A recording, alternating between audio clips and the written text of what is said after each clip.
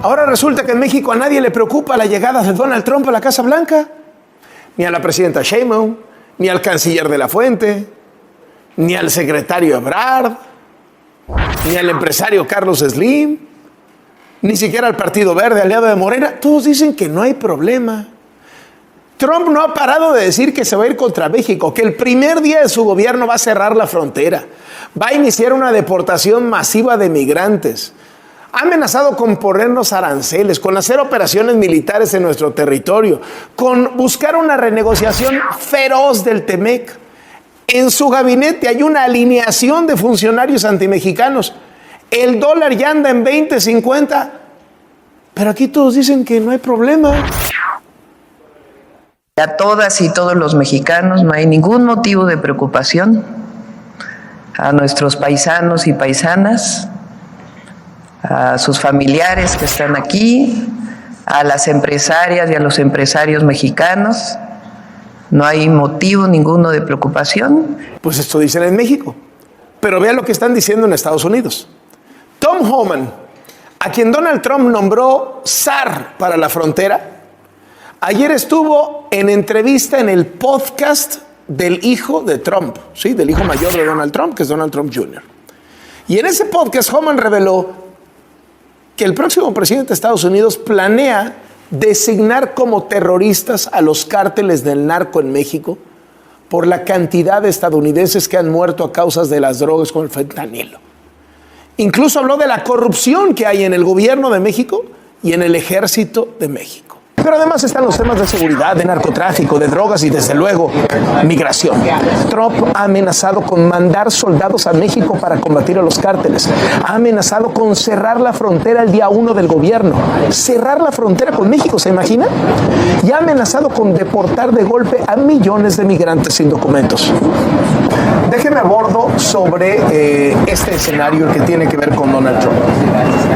Tuvo a México en la mente toda la campaña presidencial. Habló Donald Trump de ponerle aranceles de hasta 2,000% a los productos mexicanos. Habló de deportar a decenas de millones de migrantes de golpe hacia México. Habló de cerrar la frontera México-Estados Unidos el día 1 de su gobierno. Habló de operaciones militares del ejército americano en suelo mexicano contra los narcos, porque dice el gobierno mexicano no hace lo suficiente contra el crimen organizado. Polo, ¿qué de esto es creíble? Yo creo que mucho. O sea, yo creo que todo es creíble. ¿A qué grado es lo que puede ponerse en duda? Pero de que va a actuar en los tres frentes, y los tres frentes son migración, narcotráfico y comercio, sin lugar a dudas creo que lo va a hacer. Y además te voy a decir, porque además socialmente son temas que se volvieron relevantes, y es la diferencia de 2016. Sí, en 2016 estaba la migración, pero ahora el tema de fentanilo ya se volvió un tema de preocupación nacional, y el tema de libre comercio, se rompió el consenso sobre libre comercio en Estados Unidos. Entonces yo creo que va a actuar en los tres frentes. ¿A qué grado? No lo sé, pero en cualquier grado que lo haga va a complicar la relación bilateral tremendamente con México. Imagínate nada más un dron que ponga un misil en un laboratorio de fentanilo. Pues es un acto casi de guerra y obligaría al gobierno mexicano a romper relaciones. Es decir, estamos a un escenario lleno de pólvora, sí. ¿Cómo lo ves tú, Denise?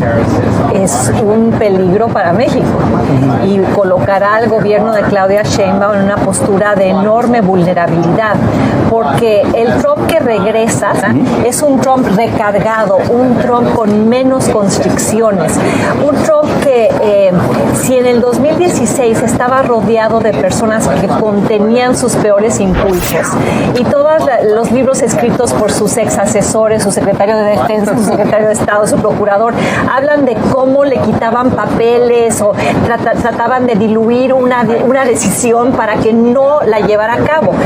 Esas personas ya se fueron, ya rompieron con Trump, y como ha argumentado Ezra Klein, un analista muy astuto aquí en Estados Unidos, dice, este Trump regresaría menos inhibido, o sea, desinhibido, y lo hemos visto incluso en sus rallies de campaña, sus mítines de campaña, donde ya hace una algunas declaraciones como las que tú mencionaste, que son violentas, que son misóginas, que son beligerantes.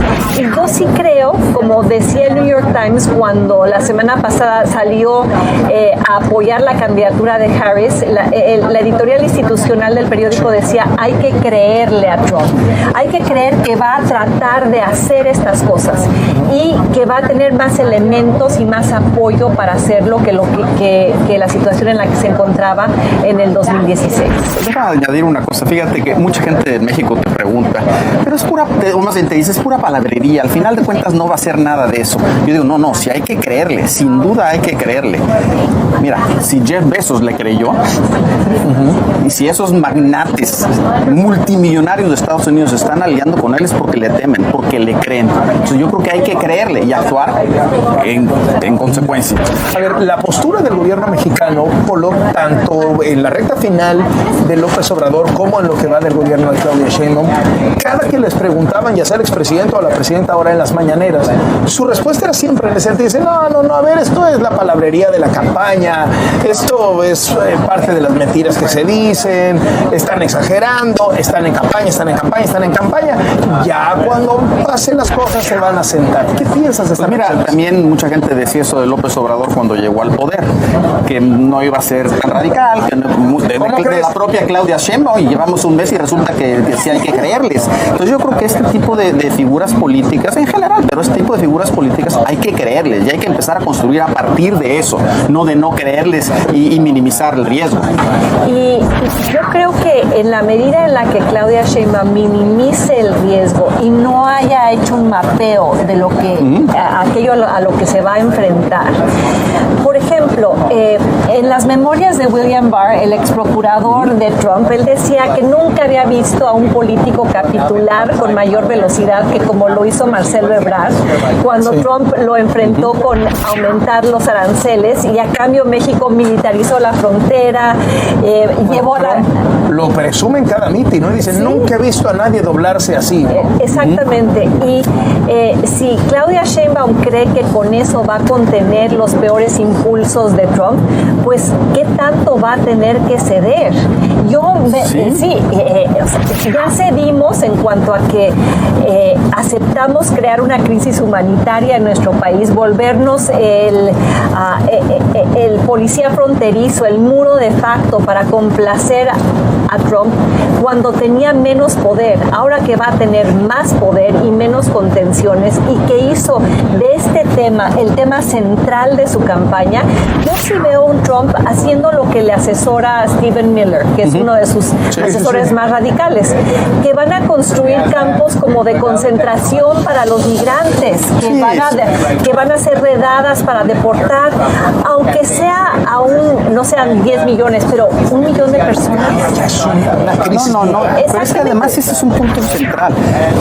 En 2016, digamos, el trueque en 2017 realmente fue aranceles por contención de flujos migratorios. Ahora no está hablando de eso Trump, es regresar millones, y no cientos de miles, si no le quieres creer de todo, de migrantes, no solo mexicanos, de todas las nacionalidades a México. Es otro problema. Y otro problema que no había en su presidencia anterior, que es el tema del fentanilo y de las drogas y esta percepción de que los cárteles avanzan territorialmente, que el gobierno mexicano está infiltrado, que eso representa una amenaza clara para la seguridad nacional estadounidense. Y yo no descartaría cosas como las que tú sugieres, drones, involucramiento de militares. Fuerzas especiales, ha dicho. Exactamente, fuerzas especiales, yo qué sé, bombardeos. El caso es que tenemos a un Trump desatado, pero con mucha mayor legitimidad y con apoyo popular para estas medidas que para nosotros suenan descabelladas, pero que están en el centro de su agenda de gobierno.